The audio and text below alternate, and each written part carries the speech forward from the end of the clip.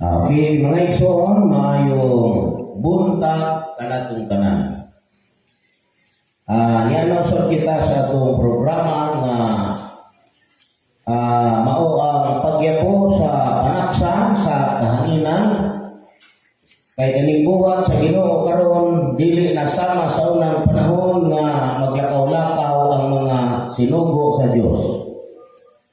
Ang buhat sa Ginoo karon naa sa pagyapo sa panaksan sa ato pa sama aning broadcast through radio or television.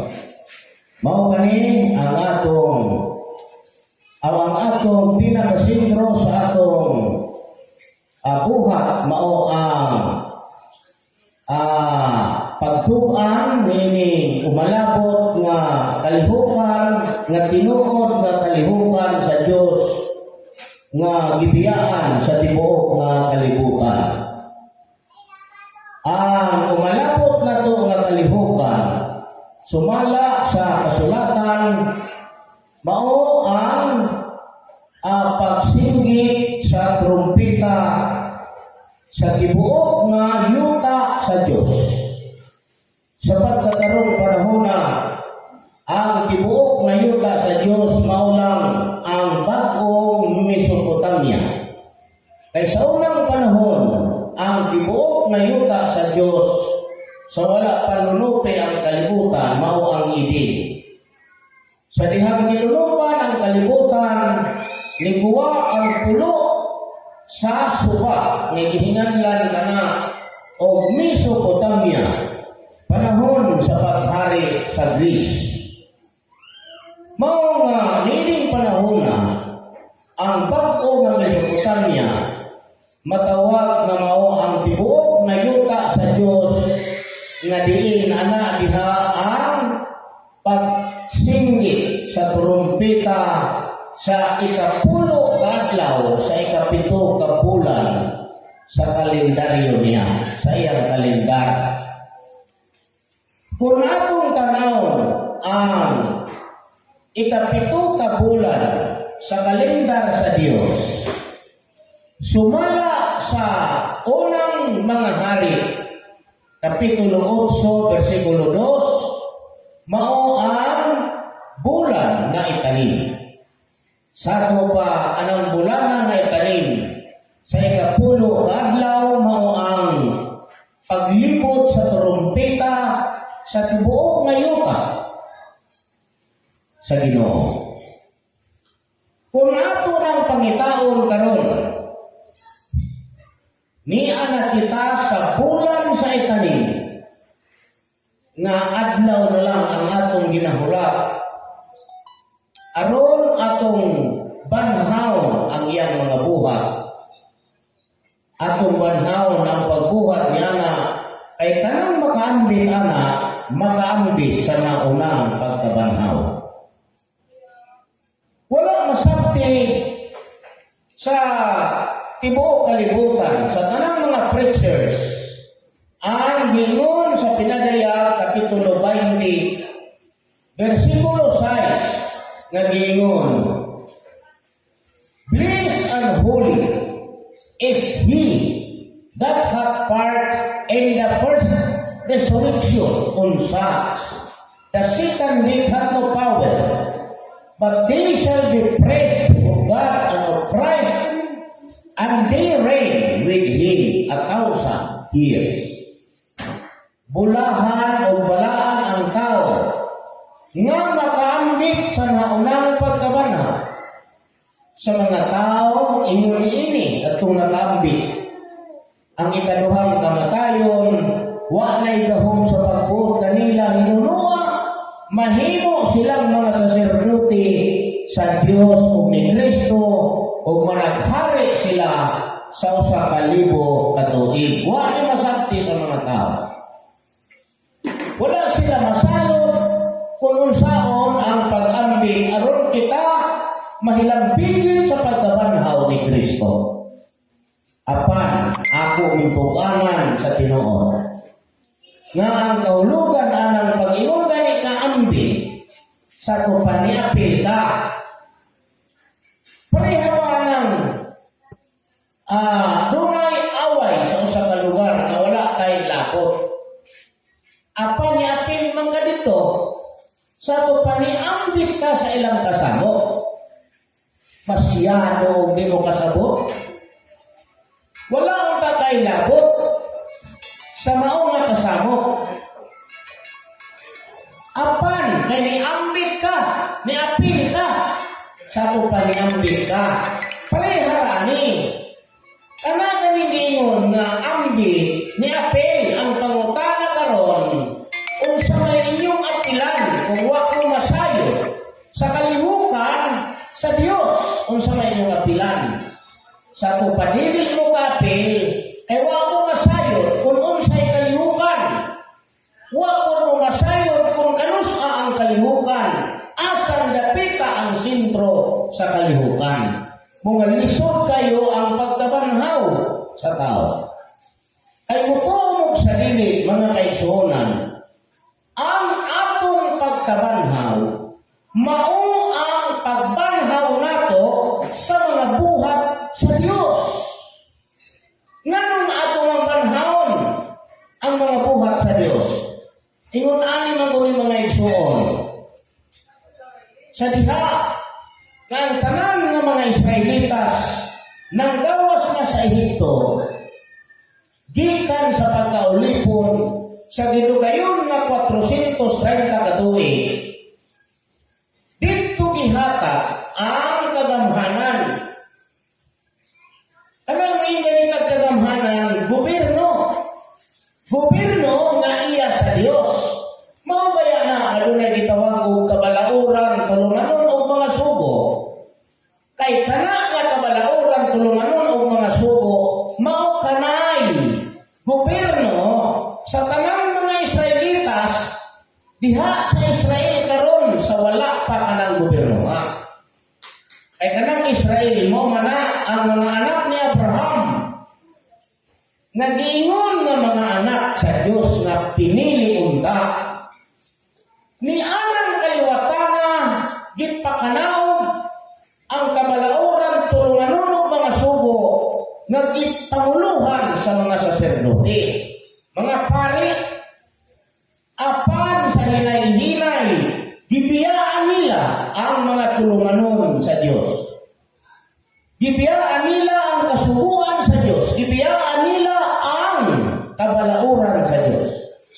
Mao'y hinungdan nga hinay-hinay nga nahanaw ang maong panggobyerno sa Dios dinhi sa yuta nga angay unta nga kitang mga tao magpuyo sa kalibutan nga magkinabuhi uyon sa gobyerno sa Dios. Gibiyaan kana mao nga gipabiha sila sa Ginoo. Gisilutan sila sa Ginoo pinaagi sa pagpabiha sa Babylonia ni Nabucodonosor ni adtong tuig 606 BC. O gilimitahan kadto sa Dios sa 70 ka tuig mao nga gipatay ang anak ni Belsasar nga hari sa Babylonia kanang ika-68 ka tuig. Ug mao ang tuig 538 BC. Mao kanay tuig nga si Belsasar gipatay sa hari sa Medes nga mao si King Darius. Pagka 536 BC, si Ciro nga mo'y hari sa Persia misulot sa Babylon o dito gisulat ka ng dekret nga kinahanglan papaulion ang tanan nga binihag ni Nabucodonosor bisan ang mga bulawan na ilang gipanagdala sa Babylonia ngadto na sa Jerusalem. O kani nahitabo sa paghari ni Artajerjes niadtong 457. Mao nga sumod anang panahon ang Jerusalem aduna lamay 49 ka tuig. Nga tagal nga niini ang Jerusalem walay guba. Sa ika-50 ka tuig mao ang ilang pagsinggit sa kagawasan nga niini ang tagsa-tagsa ka mga binihag gitugutan na sa Ginoo sa pagpanag-iya pag-usab sa mga yuta nga nahimo nilang panulundon sa ilang mga ginikanan. Ampot ha, nakasabot ani mga pastor ani. Akong paminaw, wa may nakasabot ani sa mga pare, wa kasabot. Wa nakamao ani. Aning tibuok nga Pilipinas, wa nakamao. Mao nga sa dihang nangamatay na ang mga dinihog nga mga saserdote, nipuli ang mga daotang saserdote hangtod nga naabtan ni Hesus ang mga high priest kadtong mga leader ng mga saserdote sama na nila ni Caifás, ni Anas, o na itong mga saserdotiha ang nagdumala sa gobyerno sa Israel nga lunlon mga dautan ng mga pangulo. Mao nga gibalhi ni Kristo ang gingharian. Kung inyong basahon sa Mateo, sa sulat ni San Mateo, Kapitulo 21, versikulo 42-43, na diha na kanang panalangin sa Israel, gibalhin kanang gingharian sa Dios nga iya sa mga Israelitas, gibalhin. Pumunta ni itudlo ang mga pare, kamong mga pare, deres dapitan. Kamong mga pastor sa tibuok na Pilipinas, inyong taningtunan. Aron ka ng mga tao, makauli dito sa Ginoo. Dili kay muuli ra ng simbahan. Muuli ang mga tao dito sa Ginoo. Mga gibalhin man, sumala diha, ingon man nga, o si Jesus mingon kanila sa mga Hudyo, wala pa dahil kamo makabasa sa kasulatan nga maong bato sa mga magtutukod di sa likway, nahimong uluhang bato sa pamag-ang buhat kini sa Ginoo, sa atong mga mata makapahigulong gayon pusa. Sulbihan ko kamo nga ang gingharian sa Dios pagkakuhaon gikan kaninyo o igahatag ngadto sa usa ka nasod nga magapamunga sa mga bunga niini. Klaro nga kanang gingharian gikuha anang mga kaliwatan na karon mo nang isilutan ka na sa Ginoo, pinaagi sa gubat ay wala na diha si Kristo. Ang gingharian sa Dios gikuha o gihatag sa usa ka nasod nga magapamunga sa mga bunga niini. Kung imong pangitaon kaning nasura, mao ang Pilipinas. Nga dinhi dayon mo repeat ang pagkabanhaw sa mga buhat sa Ginoo o ang nagbanhaw kitang mga Pilipino unta, tanan ng mga Pilipino. Kay kung asa ibalhin ang gingharian sa Dios, anha man manukad ang pagkabanhaw sa iyang mga buhat, maingon man usab ang pagkabanhaw sa kinabuhi sa tao. Wala mo makasabot. Among mga pare o mga pastor, wag lang mo kasabot. Mauna nga wag mo'y natudlo na kaluwasan sa inyong mga sakop. Buhi pa ang inyong mga sakop, pero gikaon na buwati ang ilang lawas. Kaya ang ilang utok, buhi pa. Naglakaw-lakaw pa sa ibabaw sa yuta, pero ang ilang utok, gikaon na buwati. Pungon sa dili nila pagkasayo, kung unsaon nila pag-ambit sa haunang pagkabanhaw. Kay wak man ninyo itudlo, kay wak man ninyo tuni nga unta una man kamo sa kalibutan. Kamu man kahay una ning kalibutan nga nitungha man makita ninyo. Mga Pilipinas ni, kay kung imong tanawon, ngano nga Pilipinas, it is very easy to answer. Kay ato ng panahon ang mga sukod sa panahon. Kay kaning panahon na may sukod. Kaning kalibutan mga igsoon, sinukod ni sa Diyos.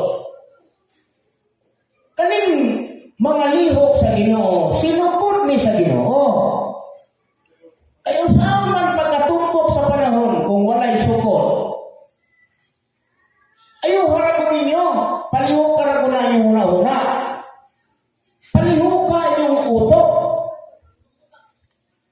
Kinsa mang pandaya nga mayong laki sa kalibutan nga magtukod siya o 50 kaandana nga building nga walay sukod nga gamiton. Hala sini kuno, kamo kuno. Makahiro ka ng engineer.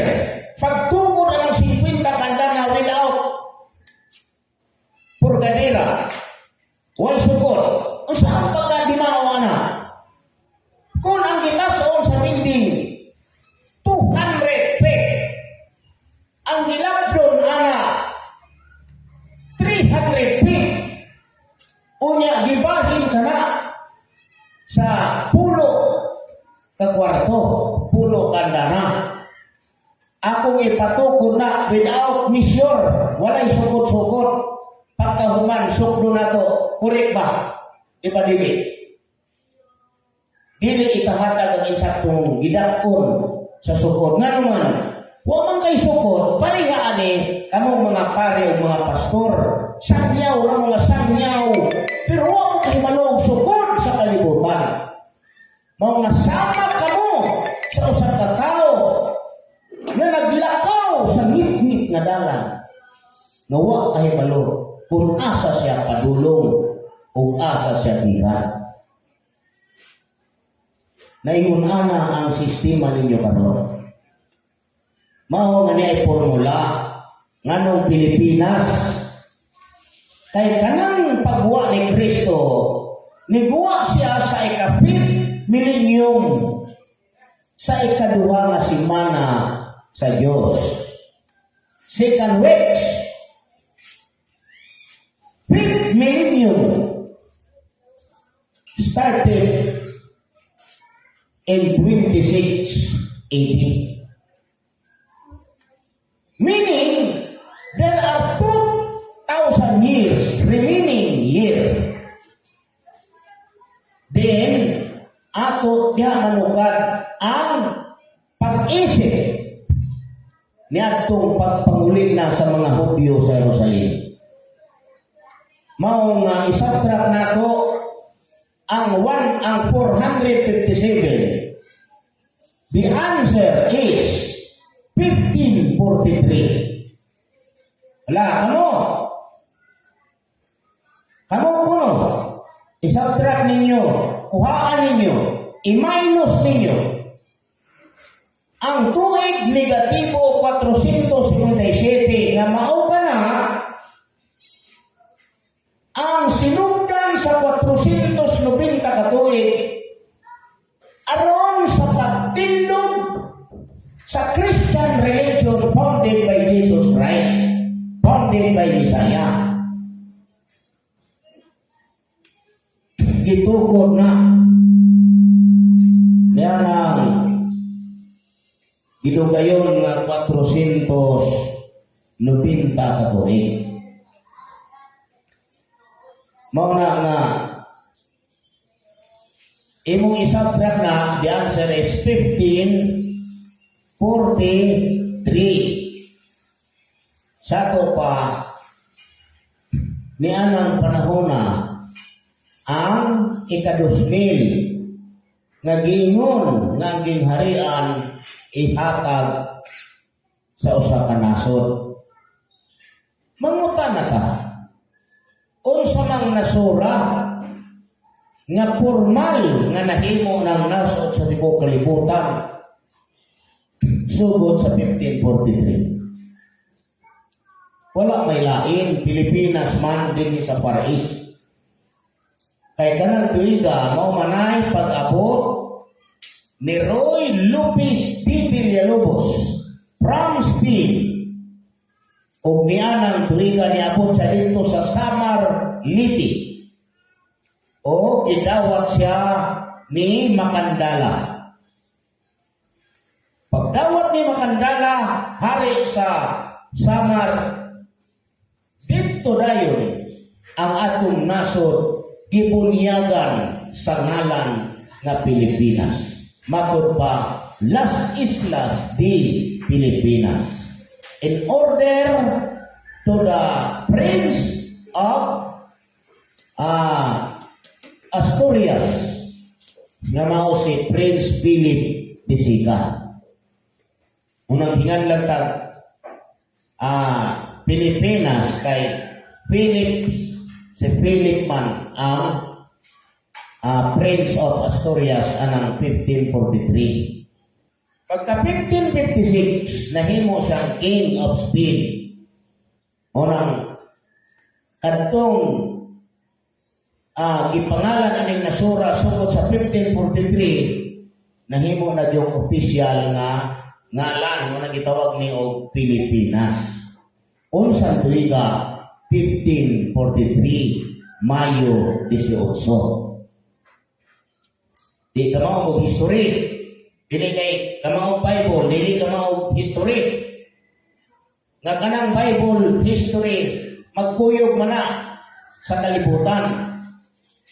Ang magkuyog sa kalibutan, Bible, history, mathematics o science. Kay kaning kalibutan, algebra ni. Algebra. Wala mo kasabot kay. Wala ninyo ito ni. Di man mo inyong itunan, puros naman, Ebanghelyo. Ebanghelyo. Puros na Ebanghelyo. Di mo kay manukun asa karon manukat. Ang pagpanhaw nato sa buhat sa Ginoo nga gipatay ninyong mga founder. Gipatay ninyong mga pastor. Gipatay ninyong mga pari. Tungod nini, gikan sa 1543, ato dayong iyan, ang 430 katuig, ang answer 1973. Kanang 430 katuig, mao kanay trademark sa Holy City. Kay kanang Holy City, people na. People of Abraham.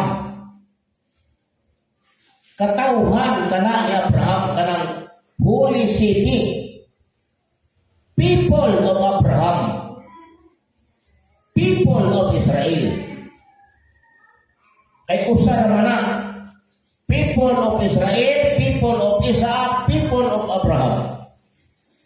Usa ra na sila. Abraham, Isaac, and Jacob.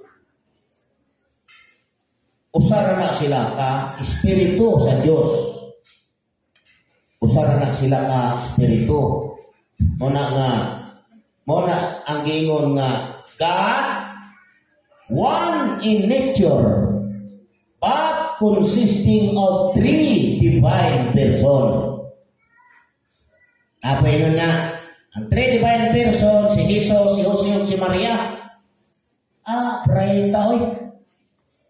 Pagka-bright. Utok na, color green. Asa kung mabasa ninyo? Nga niingon ang Diyos nga, ako mo ang Diyos ni Jose, ni Jesus o ni Maria. Diha? Mo na ihitsura sa iyong pagtuon sa kasulatan. Kaklaro ang ingon niya nga, ako mao ang Diyos ni Abraham, ang Diyos ni Isaac, o ang Diyos ni Jacob. Pila ka Diyos to? Usa, pila ka lawas? Tulo. Mo nang God, one in nature, but consisting of three divine persons. Abraham, Isaac, Jacob. Dili kay si Jose, si Jesus, si Maria, still na Ginoo para sa Bisima. Maluwas na utuka. Green man ang utuka, green. Hindi na mao. Yung sa ninyo pagtuon ng kalibutan nga, sinugo pa mo sa Ginoo ta. Mga from 1543, we will add that for 130 years, the answer is 1973. In this year, President Marcos was proclaimed that Dapitan is right city of the Philippines by Presidential Decree 105 January 24. Until now, there is nobody nga makatabon nga kaning Dapitan Israel City. Israel City ang Dapitan. Apan mismo ang mga Dapitanon wala mutuo nga Israel City ang Dapitan kay wag sila makasabot kung unsay tinago sa Diyos. Huwag sila makasabot kung unsay sikreto sa Ginoo. Apan magulat ka mo, pila kadlaw kay kaning Dapitan City, muguwa ni nga pinakasugat sa tibuok na Pilipinas kay dinhi muguwa ang gobyerno nga iyayon sa Diyos na tinuod. O na'y tinuod nga isoon. Tungod nini, ang Dapitan City mahimo nga tibuok nga yuta sa Dios nga diha imantala sa ika-50 katuig ang paglipod sa trumpet of sounds of victory. Kung imo ning pangitaon ang katumbas ani November 26 sa kang Gregorio nga kalendar samtang sa Ginoo itanim din 2023 kay imo mang ian ang 50 years from 1973. The answer is 2023. Mao nga unya puhon kung itugot sa atong pinalanggang mayor sa Dapitan. Duna kitay paglipod sa trumpita, parit sa tanang mga pres, tanan nga mugawas ana mga pres, mga pari o mga pira. Kay pari lalaki, babae, pira. Mga una ito nilang Madrid kuno, Madrid. Kunya kay namang may mga anak, di Madrid ikataw. Tawag. Kay sa ilaha ang mga Madrid may anak, nga kamo datang mga anak. No? Madrid ikataw lang. Mungita lang tatawag na kaysa Ginoo ang lalaki nga manalagna hinganlag propeta. Ang babae na manalagna hinganlan o propetisa. Tinagingalan. Propetisa o propeta. So sa babae nangita ta kung sa imayong ingalan anak. Ang dako nga espiritual ani sikreto lang ipakita sa Ginoo prosesyon ni Jesus Christ ni. Kay kanang 50 katuig sa Jerusalem kana isulti istorya gikan kana sa pagparulig sa mga Hudyo natagna kana sa Bisaya. No, inyong pasahon na sa kasulatan ingon na siya nga pusa hinumdumi o sabta. Ang ingon nga, kapituan kasimana, mao'y tagal ibabaw sa imong katawhan o sa imong balaang syudad. Asa na yung balaang syudad? Cebu, Manila, Davao, Orquita, Osamis, Pagadian, Dapitan. dapitan ang balaang siyudad. Sa to pa, natin ang sukod na 490 karon nakatutok. Unang ipakita ko sa Ginoo nga nanagat ko sa siyudad sa dapitan dito sa laut sa dapitan. Kaupan ako ang 12 ka tawo. Pagtanaw nako sa bangka nga akong gamit sa panagat, halos sa katukaw na lang mapuno na sa mga isda. Unya sa dihang gibaligya ang halin 490. Wala gid ko unta ni nagpakat aning mga tao, pero usaon man di man motuon yung mga tao. Ginoon, ang Diyos may magsira, ang Diyos may mag-apre. Nga kaning buhat sa Ginoo ari mo buhat sa dapitan. Busa unya sa itaning team mao kanay paglibot nato sa trumpita sa tibuok nga dapitan. Kay anhin man na sa dapitan mo buhat sumala sa takna. Kapituan kasimana mo itagal ipapaw sa imong katawhan ug sa imong balaang siyudad. Sa paghuman sa kalapasan, sa pagtapos sa mga sala, sa pagpasulod sa walay katapusang pagkamatarong, sa pagmatuod, pananaw ug panagna, ug pagbihog sa labing balaan sa mga balaan, dinhi na sa dapitan. Aron na ihabi nga ng Diyos, usa ipaluwi og sabta, nga pagmula sa suko, pagpahiguli, o pagtungod sa Jerusalem, alang sa Mesiyas, ang prinsipe, mapito ka simana. Kanang mapito ka simana, 49 years na. Tungod kay wala na, i-explain diha, mao nga imong basahon kung unsay buhat anang mapito ka simana. Kung imong basahon sa Levitico 25:8, pito ka na tuig nga pagpahulay sa yuta. Sado pa, ang Jerusalem ay ipapahulay kung 7 ka tuig. Kapito aw, kaning mapito ka tuig, which is 49 years.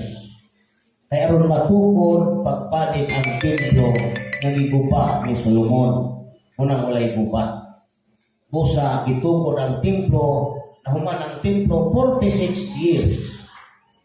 Nahuman ang templo. Busa kaning trabaho karon mao kani ang templo ni Kristo. Unay sikreto ani. Una dili ko kaapil. Uban sa akong pamilya dili kaapil. Kay dili pa ko kagawas. Unya pa ko sa 2026. Sa to pasalamat sa Dios kay doon na may dahil gikuan ko yung pina. Mga igsoon, kaning atong programa karon temporary close kita dinhi sa Radyo Vivo. Doon na alang sa akong mga suki nga di paminaw diha sa Negros o sa Bohol, diha sa Dipolog, diri sa Manukan, sa Iligan. Doon na paghapon kita'y radyo nga nagpabili din sa The Voice Radio of the Peter sa 101.3 FM lang yapon. O mubalik kita puhon kung itugot na po sa panahon. Mauna nga maminaw din mo sa atong programa kanunay aron mo makaambit kung nahigugma mo sa pag-ambit, pwede mo mo-appeal pero nakasutana ang tanan. Kay kanang diingon sa Pinadayag Kapitulo 20 versikulo 6 nagingon nga bulahan o balaan ng tao nga makaambit sa naunang pagkabanhaw. Anang ambit gani ni apil. Dili kay naglantaw ra, dili kay naminaw ra. May apil pa siya sa kalihukan sa Ginoo. Kay kaning kalihukan sa Ginoo gibanhaw. Sa to pa, kamo nga ni apil nga binanhaw. Kay gabanhaw man mo sa iyang mga buhat. Kasimpol ra kayo na unaon. Mao nga akong giimbita ang tanan akong mga kaigsuonan nga nagsunod-sunod na to. Nga unta kung may higayon kamo sa pag-apil, ambit kamo. Aron makaambit sa namunang pagkabanhaw. Kay doon na may ikaduhang pagkabanhaw, pero dugay pa kayo. Human pa na sa usa ka libo ka tuig. Kay kung inyong basahon sa Kapitulo 20, versikulo 5 sa pinadayag, ingon man, apan ang uban nga nangamatay, dili pa sila mabuhi pag-usap hangtod matapos una ang usa ka libo ka tuig. Period. Mao nga usa wala na. Wala na tayo oras mga igsuon sa ato pa pasensya na kayo. Daghan kay salamat sa pagpamati kini inyong bus nga igsuon si Chinito Gapuli Yabo, Israel City, Dapitan.